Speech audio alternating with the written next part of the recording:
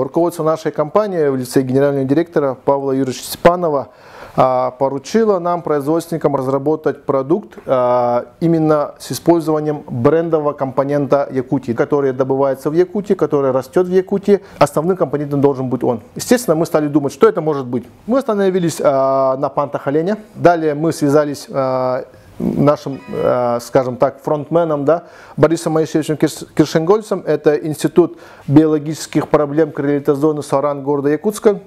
Озвучили ему наши идеи, он нас поддержал, сказал, что самым именно оптимальным для тонизирующего напитка будет эпсарин. Это панты северного оленя. Про них мы уже знали, потому что, как вы уже знаете, на севере живут очень такие терпеливые и сильные люди, которые с детства именно употребляют как пища, да, как дополнение к пище, как стимулятор, как вещество, которое восстанавливает организм, эпсарин, то есть пант оленя. Определили вектор, формат нашего напитка. Естественно, для дальнейшей работы нам требовалось еще один партнер.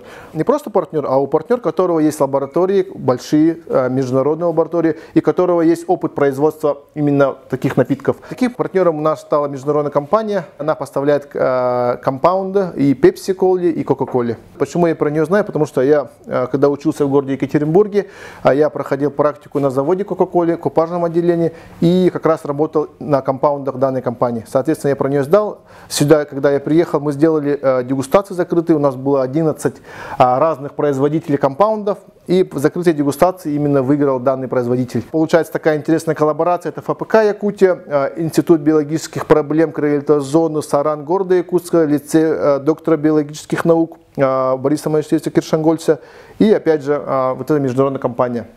И в 2018 году мы уже начали испытания, то есть мы первые образцы этого напитка уже в 2018 году произвели. Далее по 3 лабораториям, это Дрездене, Москве и Санкт-Петербурге, университете ИТМО, начались испытания. На стойкость, опять же на аллергичность, подходит ли он молодым людям, детям, кормящим женщинам и так далее, и так далее. То есть все испытания продукт прошел. Дело в том, что многие сразу его путают с энергетиком. Но это совершенно разный продукт. Дело в том, что у нас это тонизирующий напиток. Да, в чем его отличие от энергетика?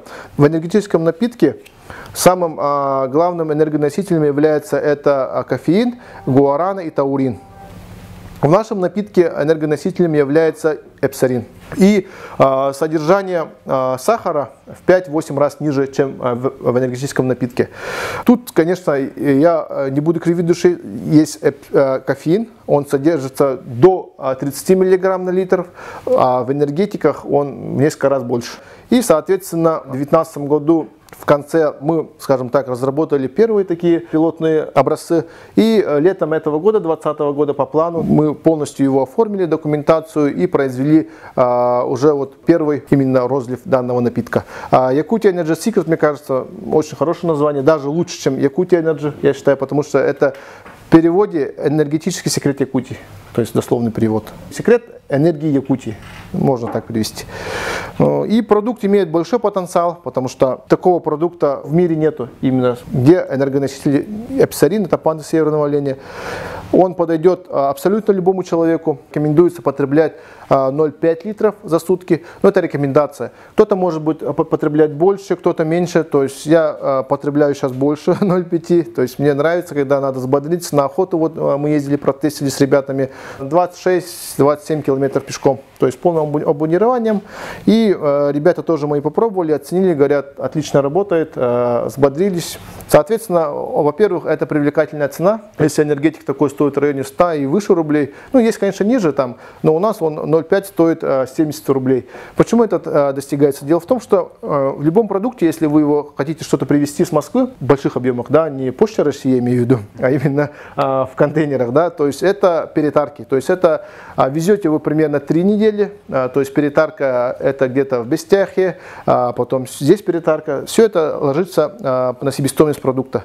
Платит все это дело потребитель, да, на полке. Соответственно, если производить продукт на месте, локально, все это дело, логистика нивелируется, то есть мы даже вот основной компонент производим здесь, то есть его не надо с Москвы везти, откуда-то Институт биологии, у них есть цех, они там производят, и тем самым у нас преимущество в цене появляется. Возможно, в будущем будут ограничения энергетических напитков, и, соответственно, сделают тонизирующий напиток. А чем отличается по ГОСТу, по ТРТС энергетик от именно тонизирующего напитка, да? Во-первых, это содержание сахара, то есть оно раз в 5-8 ниже.